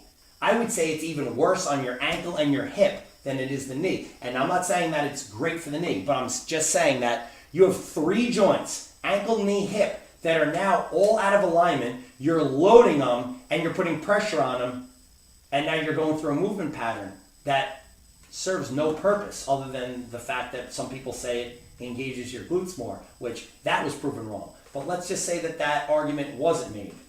Let's say it is good for your glutes. Should you risk Tearing should your MCL. Should you risk a terrible movement pattern on your joints just to get some good glute gains? Because I can give you some other ways to get good glute gains. Do some RDLs. Do some glute bridges. Yeah. Do some Nordic hamstring curls. These are all great for your glutes, and they're safe on my joints. I don't need to do them. some Jane Fonda kickbacks, and you're gonna get better results, right? Yeah, never spare the joints for the muscles. Also, just real quick, it also puts a lot of pressure on the IT band, and the TFL are also kind of exposed when you do this movement. Do it for yourself. Don't load yourself up. Go through them. If you don't know what a curtsy lunge is, just Google a picture of it. Check out the picture. Go through the movement on your own. Go to the bottom portion of the pattern and feel for yourself. What does that feel like? Does everything feel the way it should feel? Do things feel wrong? Do things feel right? I know if I do it, I know my body very, very well, and I know that things don't feel right when I do that pattern. Now I'll say to myself, well, it feels kind of weird, unloaded, just my body weight. Is it hurting me? No. It feels weird. Now I'll say to myself, now what if I throw 100 pounds on my shoulders and do this? Is this what I really want to do to my body? For me, the answer is no. So I see these fitness models all the time. Do 100 reps of this and you'll get great glutes like me. I promise you, that fitness model did not get her phenomenal tuchus from doing curtsy lunges all day long. I will promise you that. You have anything else you want to add before we move on? No. Okay. We're going to go into diet trends. Okay. Okay? Cool. So, we got a bunch. We're going to talk about. And Rossi and I have discussed a lot of these in the previous podcasts. Okay? We talked about keto. We talked about cleanses. We talked about fasting. We talked about the Fit-T. I actually talked a lot about Fit-T earlier today. That one's crazy to me. That one is so crazy. Buy this Fit-T and you'll get in shape. We talked about all in the past. We're gonna go over them really quick. We're not gonna get into any one in particular for too long. It's just really more with what social media has done with these things. Like if you do this diet, you'll be in shape. You'll lose weight. You'll gain muscle. And they'll post pictures and you'll see that, here's this really, really in shape person and they're claiming that this is what got them to that point. So I'll say this to start off. I'll say it's very, very easy to do. I can take a picture of myself and post it on Instagram, and here's a picture of me with my abs and my muscles and whatever, and I can easily post up, I did 25 kettlebell swings a day for the last 50 days, and this is what got me into the shape that I'm in and made me feel as good as I am. And the people who know me know that that's not true. They see me doing all kinds of stuff at the gym, not just kettlebells. Listen, kettlebells take up about 25% of my workout. The rest is all the other stuff at the gym. So I can put that post up, and the people who don't know me and don't know what I do can look at that picture and say, oh man, look what this guy did. He got a 6-pack of abs by swinging kettlebells 25 times a day. And look at that. I just sold you my kettlebell workout. So here's where social media comes in, and you see it. Probably keto is I think keto's starting to die down maybe a little bit, but it's still one of the biggest ones on there. I can go into a long conversation on each one of these, whether it be fasting, whether it be keto. We've done it before. I can talk about the negatives to each one of these things and how it's not ideal for everything. And that's the thing that I don't like. I don't like the whole, well, keto works for everybody. No, it does not. Okay? I can actually make the argument that it doesn't work for anybody, but I'll regress. That's for another time. My point being is what social media will take these diets and sell them to people. There's a big one out right now, which I see all over social media, which is the celery juice. So I guess what I will say about the celery juice thing is this: is eat celery, just like you should go eat carrots, and you should go eat broccoli, and you should eat asparagus, and you should eat every other vegetable you can get your hands on. Vegetables are phenomenal for you. I eat vegetables. 75% of what I eat is vegetables. I eat a ton of vegetables. Yes, people know me. They're like, oh, you eat a ton of meat. Yeah, I do. With everything I eat meat, there's also 3/4 of that plate is also vegetables. Love them. Eat them. Here's where I get the problem. Social media is taking celery now and making it this one-all be-all. If you do this, you're going to cure this. You're going to cure this. You're going to cure this. You're going to cure this. And this is where we're being very, very irresponsible to just say this can do this with no scientific proof whatsoever. Right now, the celery juice is being tested on lab rats. So if you want to base what you're getting for yourself off of what they're testing on lab rats, by all means, go do it. The guy who started this entire thing his name is Anthony Williams. People know him as the medical medium.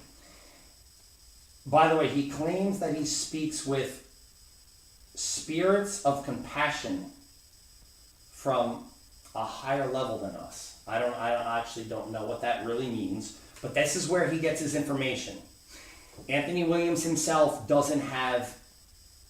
he has no certifications. He has no background in health and fitness other than the claims that he makes. So you're just going to listen to some guy who makes these crazy claims that if you drink celery juice every day, you'll cure, cancer. And I've heard cancer, I've heard autism, smaller things like better skin, less bloated. I have no problem with that. I have more of a problem with the other things that people are talking about. I've seen posts on it will cure cancer. Okay, that is the most irresponsible thing in the world. Really quick, my mother was diagnosed with cancer in December, and she's doing phenomenal. I have helped her. This is a woman who didn't really ever understand the negative effects of like a poor diet. Lots of sugar in the diet. She drinks a lot of wine, things like that. Since she got diagnosed, she's really opened up. I've helped her 100% of the way. I'm pulling up information from her. I'm giving her books. I'm giving her websites, things for her to study on getting her diet better, reducing sugar intake in her diet.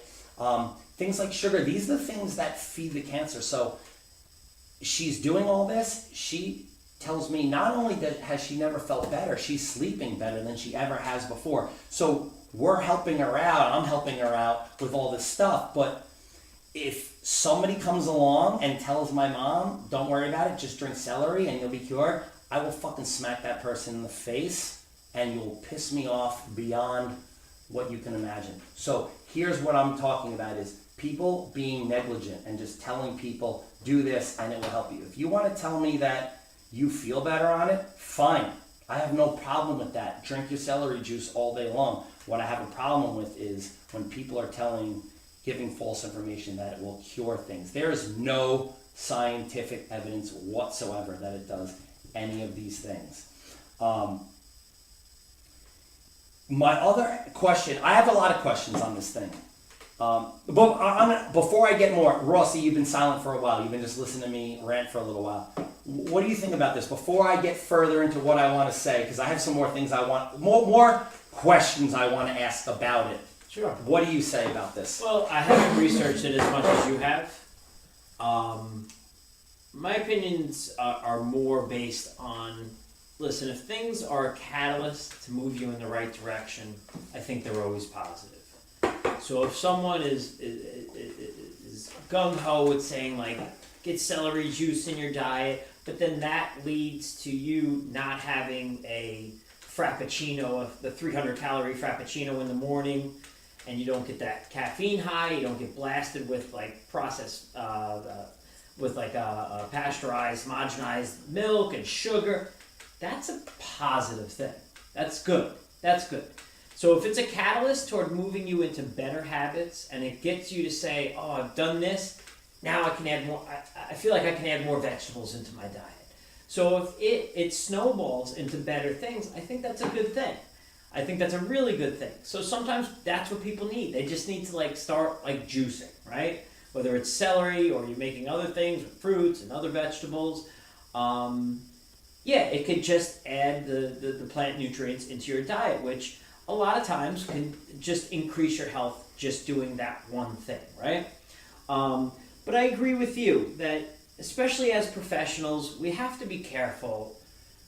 When we hear just compelling stories, we still have to be somewhat skeptical and say, all right, let me really think about this, right? Especially if we're just an everyday Jane or Joe, and we hear something, yeah, we want to share it with everybody. But if we actually do nutritional coaching, if we actually are personal trainers, we have to say, listen, there may be something to this. If there's thousands of people posting about how good they feel after they have celery juice, sure, there could be something to it. And we should listen to that, and we should try it, we should experiment on ourselves, and I think it's the best way to do it. But we have to be careful with how we're diagnosing what it can do. And so I agree with you on that.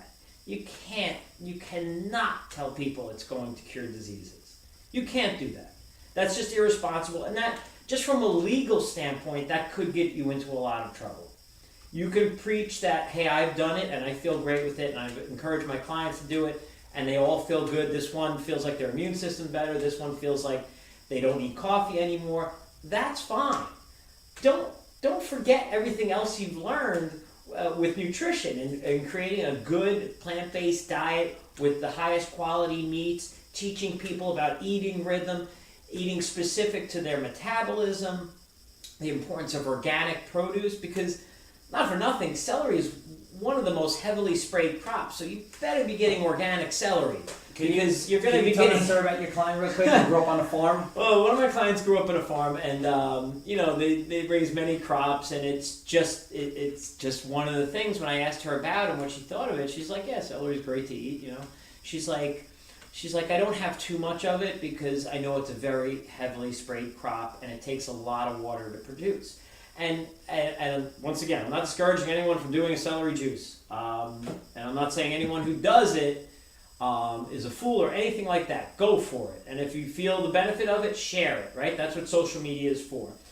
But, understand that we have a problem with, the water needed to grow almonds in California now because almonds are the greatest snack ever.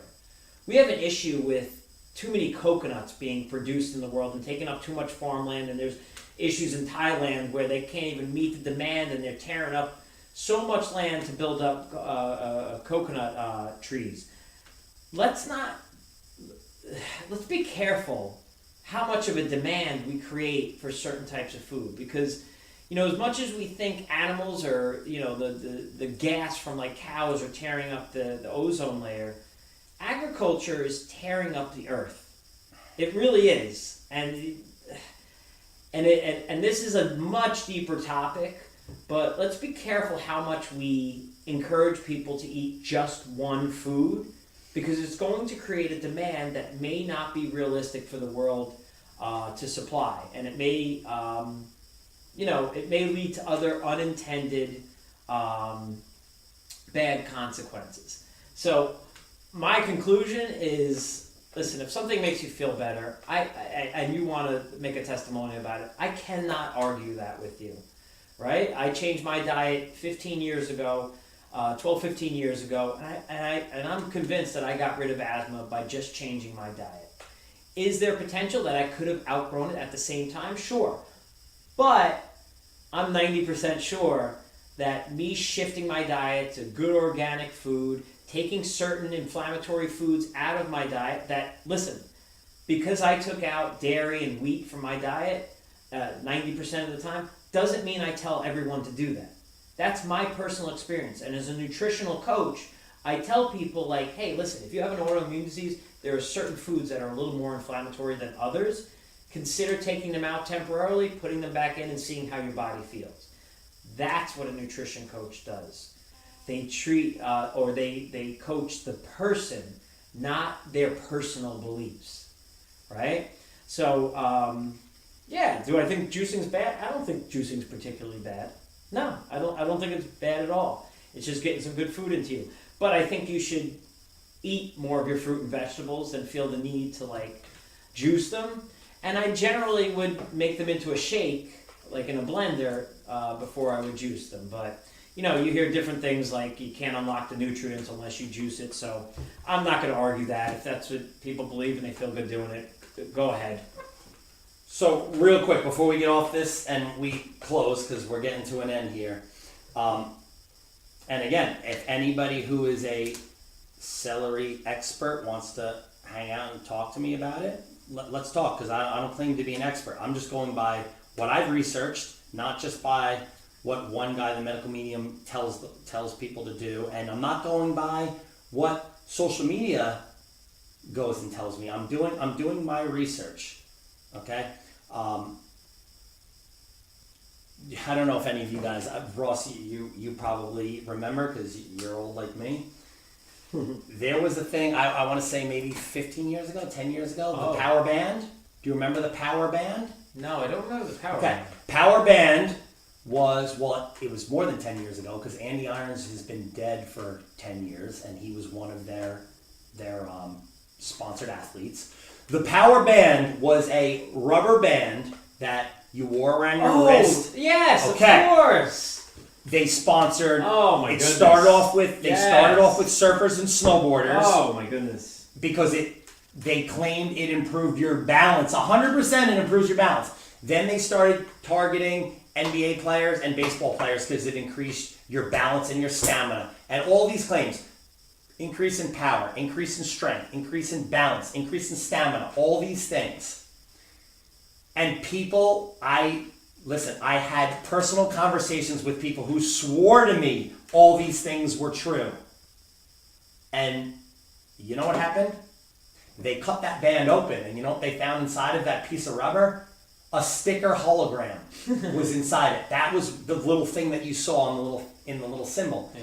The guy got sued for false advertisement, and he went out of business, and the guy is now paying off all these lawsuits because he made all these claims. So this guy made all these claims that it does all these things. So I guess what I'm getting at is don't make claims that are not true. Another one that Rossi wants to bring up is the acai. Oh, Mona V! Mona Mona V's V, gonna that cure was everything. a crazy pyramid scheme. We have to look back to the past to understand what's going on in the present. And Mona V, I had a friend who was involved in that. No, that's the greatest thing ever. Yeah. The ORAC. The guy who started that, by the way, is brilliant. We'll talk about it another time. But really quick. So, I would love to have a conversation about this with somebody who's more knowledgeable than me. I'm just going by my research. But what I have seen is medical meaning is telling everybody to juice the celery. However, all certified dietitians and nutritionists I've spoken to and all research I've done say that eating celery is healthier than juicing the celery. You get all of the nutrients and all of the fiber from celery when you eat it, but when you juice it, you don't. So why are we juicing and not eating it? That's my one question. So if somebody can answer me, I've asked a couple people that do the celery juice and they actually didn't have an answer. The only answer I got, one guy told me that it's too hard to eat. However, I will say, just to let everybody know out there, I am on day number 11 of the celery. Wow. I am not juicing it, I am eating it. I'm eating my celery, and I know that the gurus out there are going to tell me when I say that it didn't do anything different, they're going to tell me because I didn't juice it. Yeah. But I researched everything, and it says that I get more nutrients from eating it. So the one guy told me that it's just too hard to eat. You can't eat an entire sleeve of celery. amount. So, but I'm doing it every morning, and You've got an entire sleeve of yeah, celery? and you know what? Is it easy? No. I'm not going to say it's easy, No. but it's not the most difficult thing in the world. I have to have I drink about a half a gallon of water while I do it. How are your because- poops? Jesus. Well, okay, so the one thing I have noticed is that my fiance will say that my fluffles have gotten smellier and louder than ever, which I think I actually have to agree with her. They've been pretty bad. Yeah. But other than that, in 11 days, I don't know how long it's supposed to. I've seen some things say 2 weeks. I've seen some people have told me a week, some people told me a month. But so far, nothing different. My energy is the same. My energy is always good. I sleep good. Nothing has changed. I feel exactly the same. So I'm gonna continue to do it for at least the 2 weeks, and then I'll change. Mike Stein is one of my clients who does it, and he tells me that Says good things. he doesn't actually. I've actually had a long conversation with him about Really? this. Yeah.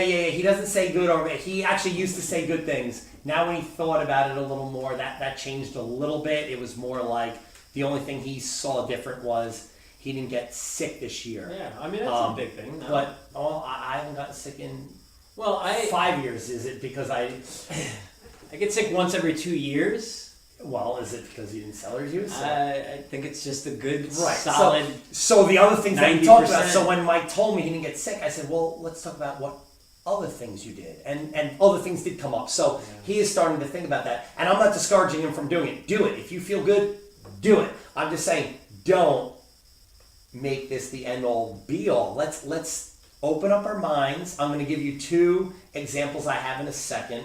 But what Mike told me, suggested me do is do the 2 weeks eating it, and then try the next 2 weeks juicing it and see if I see any different. And I'm going to do that. After the 2 weeks is done eating it, then I'm going to try juicing it. So then at least I have an argument for both cases. Sure. I can say, well, I ate it. Science says eating it is healthier, so I tried it that way. I didn't feel any different.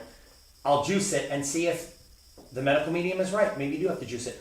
The 2 examples I have on this so far is, and like I said, if it makes you feel good, do it.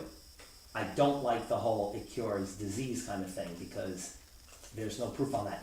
Listen, I hope to God he is right.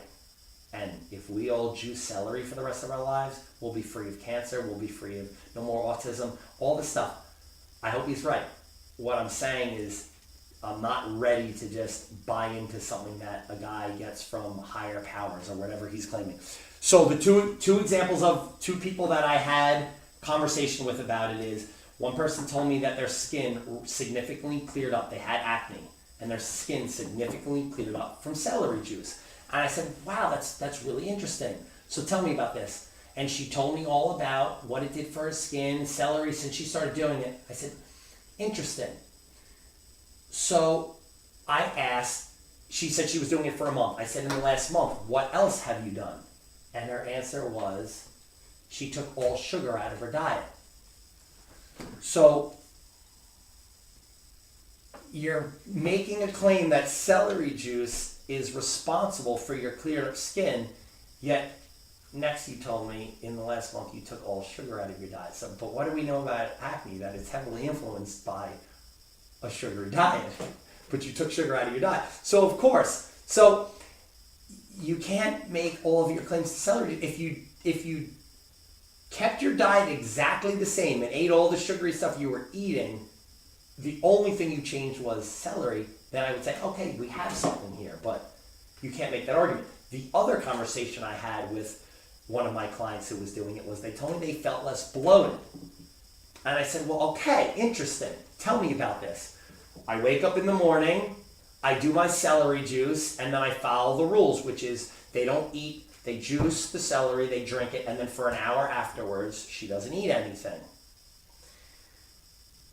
So I asked her how long after she gets up till she juices and drinks it, and she said usually about like an hour. She wakes up, she does her thing, she gets ready for work, and then she drinks the celery juice about an hour after wake up, and then another hour after that, she doesn't have anything. And then I said, well, and then after that, what do you usually eat? She said, well, I don't anymore. I feel pretty good at that point, full. I don't need to. I have a cup of coffee and I have some water and blah, blah, blah. I said, okay. So then when you eat, and then she told me, then it's usually like a late breakfast or an early lunch. So I said, so is it safe to say you go all night long, you sleep, you wake up, and it's not till about 10, 11 o'clock before you actually have your first meal? And she said, yes. I said, okay, interesting. What did you used to do in the morning before you drink the celery juice? I had a bagel with cream cheese. So here's my point. Of course you feel less bloated. You took a bagel with cream cheese in the morning and you replaced it with a glass of celery juice. I guarantee you're gonna feel less bloated. Yeah, well, that's- I promise you. Yeah. So these are the things that I'm talking Yes. about. Do a little research. Just because somebody says that they feel less bloated, and that could very well be. If you feel less bloated and you didn't change anything else, then that's great. Good for you. I feel happy for you. But when you do the research and you background check and you talk about these things, It's just a better habit that's making you feel less bloated. 100%. I can take out You your bagel with cream cheese and replace it with 2 hard-boiled eggs, and you're gonna feel less bloated. So here's the point I'm making. I see all these posts on social media, on Instagram, on Facebook, more Instagram. I don't really pay attention to much Facebook, but social media in general, and people making claims to all this stuff.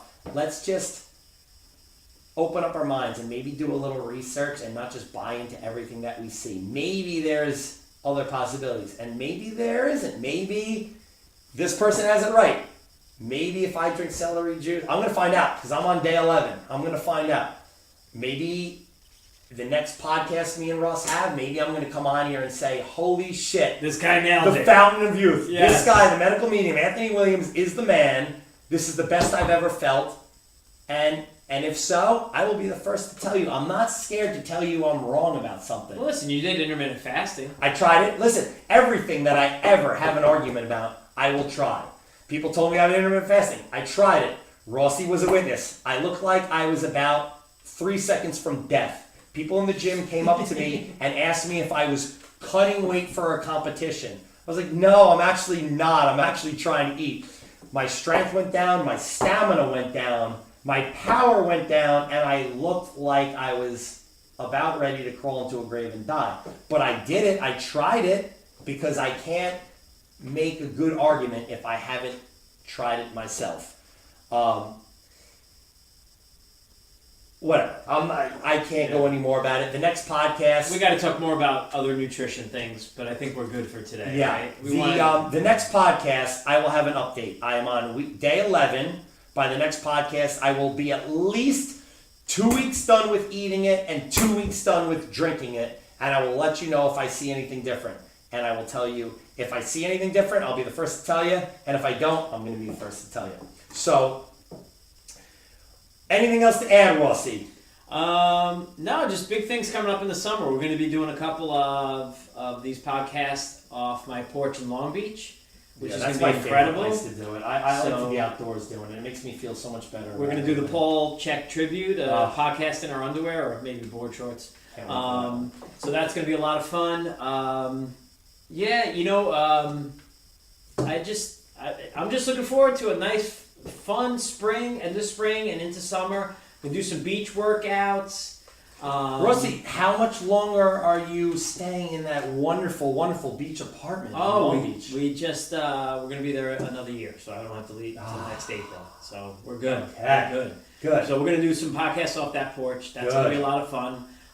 We'll have some good Instagram content of us working out on the beach, cool things you could do. And if anyone's listening, this summer, one Saturday a month, one Sunday a month, we're going to do beach workouts. Everyone's welcome to come. There's an ALS charity that I'm linking it to, a one-time donation, whatever, $10, $100, whatever you can spare toward this charity, and it's going to be a lot of fun. You can come, we can yell back and forth at each other about fitness tools and nutrition trends, but in the end, we'll get a good workout in. And let's remember, people, fitness and nutrition is personal. You know, what works for you may not work for another person. Don't be a part of a tribe. Be a part of yourself. Find what works for you and stick with that. And if someone else disagrees with you, it doesn't make them a bad person. It doesn't make them someone that you can't talk to. Yeah. It just makes them someone that has a different opinion. And in this world now where we are, where politics, people stand on different sides of the fence, they can't talk to each other, I think it's ridiculous. Yeah. You know, what makes this world great, what makes this country great, is that we don't all agree. And we Nothing don't. wrong with it. Yeah, and there's nothing wrong with it, and it We creates don't have to all balance. think alike. No, it would be a boring world if we were all the same. Equinox is a great place to train because we have lunatics in there. Yeah. We have crazy people. We don't know what the hell they're doing. But that's okay because Some they of the probably coolest look at people. us. They look at us and say, "What's that guy doing with those bells?" Crazy Josh Yeah. has the craziest warrior routine I've ever seen. Yeah. He is also Yeah. one of the coolest guys to talk to. Yes. He's funny as shit. He's a friendly dude. And he put And on 15 pounds of lean body mass. And when with you his and when you ridiculous look at workout. him work out, you'll be like, "What the hell is that guy?" Do I agree with anything he does? No. Most of it, no. But who cares? Yeah. I love the kettlebell. If Ross told me tomorrow he thinks the kettlebell's the stupidest tool in the world, that's fine. I don't care. You don't And- have to use it. It doesn't bother me. Yes, and our friendship is stronger than an exercise tool. Our friendship is stronger than whether we believe a food is good or bad for us. Right. Let's remember, people, that we're human beings and we're not all the same. So let's use love as a driving force for our lives more than like whether we're a part of a tribe or a cult, or if our beliefs are so strong that we can't even talk to somebody. Yeah. You know what I'm I saying? agree. I agree with you. I don't know. If anybody who listened tonight wants to talk to either me or Ross about anything that we talked about, talk to us face to face. I would love to have conversations about any of this stuff. If there's any of the stuff that you're an expert in, and maybe me and Ross don't know that much, educate us. Please tell me. Tell me why something I said about a tool or a diet isn't right. I would love to hear it. Get on our Instagram posts and tell us. I have no problem with it, dude. I'm open for anything. Tell me. If you have a different opinion, I don't get mad at you. Let's discuss it. It doesn't bother me. Say it with love. Yep. Say it with love, and that's why we do what we do, because we have love for ourselves, our family, our friends, and our clients, and we really want people to be healthier. That's why we do it. This is all about love, people. That's it. All right, guys. Until next time, where we will come back to you with a new topic, and I will give you an update on my celery juice. I changed that back. My half celery juice. Until next time, eat proper, train hard, get your results.